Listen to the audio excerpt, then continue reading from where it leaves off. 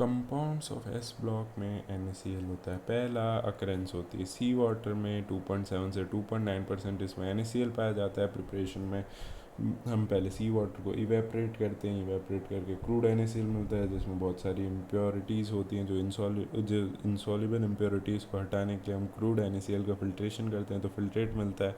जो फिल्ट्रेट मिलता है उसे HCl गैस से पास करके हम NaCl के प्योर क्रिस्टल को प्रेसिपिटेट आउट करा लेते हैं ले चार्टले प्रिंसिपल के हिसाब से, क्योंकि इसमें KIP ग्रेटर देन KSP होता है। टेबल सॉल्ट थोड़ा हाइग्रोस्कोपिक नेचर का होता है क्योंकि उसमें स्मॉल अमाउंट में MgCl2 और CaCl2 पाए जाते हैं। इसका रिएक्शन AgNO3 के साथ होता है तो बन जाता है AgCl प्लस NaNO3। इसको यूज़ करते हैं प्रिजर्वेटिव की तरह पिकल्स में, मीट में, फ़िश में, और ऐसे फ्रीजिंग मिक्सचर बनाने में भी यूज़ लिया जाता है। इसमें आइस के साथ NaCl को बनाया जाता है जिससे फ्रीजिंग मिक्सचर मिलता है जिसका टेम्परेचर कम होता है, जिससे आइसक्रीम और ठंडी रह सके।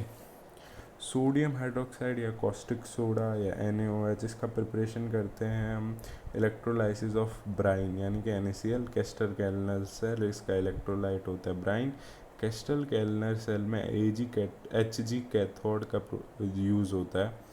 ऑन इलेक्ट्रोलाइसिस कैथोड पे रिडक्शन होता है, Na प्लस को इलेक्ट्रॉन मिलता है तो सोडियम बन जाता है जिसमें Hg के साथ अमेलगम फॉर्मेशन करके NaHg बना लेता है। फिर ऑक्सीडेशन होता है एनोड पे तो क्लोरीन गैस रिलीज हो जाती है, NaHg के साथ H2O रिएक्ट करता है और NaOH plus 2Hg plus H2O बना लेता है।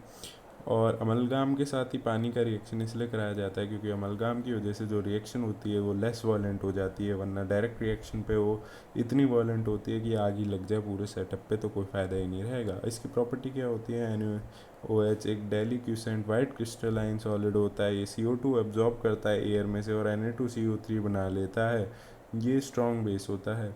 इसकी बहुत सारी रिएक्शन होती हैं जैसे कि NaOH को Zn से रिएक्ट कराएं तो Na2ZnO2 प्लस H2 रिलीज़ होता है। NaOH को एल्यूमिनियम के साथ रिएक्ट कराएं तो NaAlO2 प्लस H2, फिर ऐसे ही NaOH प्लस SiO3 तो Na2SiO3 प्लस H2 मिलता है। NaOH का किसी भी एल्कली मेटल के साथ रिएक्शन नहीं होता क्योंकि वो सारे बेसिक नेचर के होते हैं। इसका यूज़ होता है मैन्युफैक्चर ऑफ सोप में, रेयन में, डाइज में, पेपर में, ड्रग्स में, पेट्रोलियम रिफाइनिंग में भी इसका इस्तेमाल होता है। सोडियम बाइकार्बोनेट या बेकिंग सोडा इसका प्रिपरेशन होता है सॉल्वे प्रोसेस से इसका प्रिपरेशन होता है। कैल्शियम कार्बोनेट को हीट करते हैं तो CaO प्लस CO2 मिलता है। फिर उस CO2 को H2O और अमोनिया से रिएक्ट करा के NH4HCO3 बना लेते हैं। फिर NH4HCO3 को रिएक्ट करा के NaCl से NH4Cl प्लस NaHCO3 बना लेते हैं और NaHCO3 बन जाता है वही एक सोडियम बाइकार्बोनेट या बेकिंग सोडा। उसे हीट करके हम सोडियम कार्बोनेट प्लस H2 और CO2 रिलीज़ हो जाता है। सोडियम कार्बोनेट भी यहीं से मिल जाता है। फिर उसका क्रिस्टलाइजेशन कराया जाता है तो Na2CO3.10H2 मिल जाता है। Na2CO3.10H2 का मतलब हमें मिल जाता है washing soda.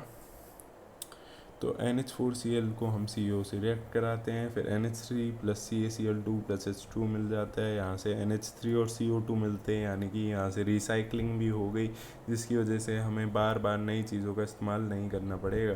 KHCO3 Solvay process से प्रिपेयर नहीं किया जा सकता क्योंकि वो सॉल्यूबल होता है, इसलिए प्रॉपर्टी इसकी होती है हाइड्रोलिसिस का मतलब H2O से रिएक्ट करेगा और ये NaOH प्लस H2CO3 बना लेता है। इफेक्ट ऑफ हीट में कुछ नहीं होता है। NaHCO3 हीट के रिस्पॉन्स में Na2CO3 plus CO2 plus H2 में टूट जाता है। फिर रिएक्शन विद एसिड और रिएक्शन विद बेस से हम प्रूव कर सकते हैं एम्फोटेरिक नेचर का है। वैसे भी ये पॉलीप्रोटिक एसिड का एनायन है HCO3 माइनस, सो वो एम्फोटेरिक इन नेचर होता ही है। तो property of Na2CO3 efflorescence show करता है, 9 वाटर मॉलिक्यूल रिलीज़ कर देता है ऑन जब हम इसे एयर में लाते हैं तो ये 9 वाटर मॉलिक्यूल रिलीज़ कर देता है जिसे एफ्लोरेसेंस बोलते हैं। हाइड्रोलिसिस भी होता है इसका, और फिर यूजेस ऑफ NH CO3 होता है preparation of baking powder, fire extinguisher, effervescing, anti acid, और Na2CO3 का मैन्युफैक्चर में सोप में, ग्लास में, कोस्टिक सोडा में यूज़ कर लेते हैं, और लॉन्ड्री में सॉफ्टनिंग ऑफ H2O के लिए भी इसका इस्तेमाल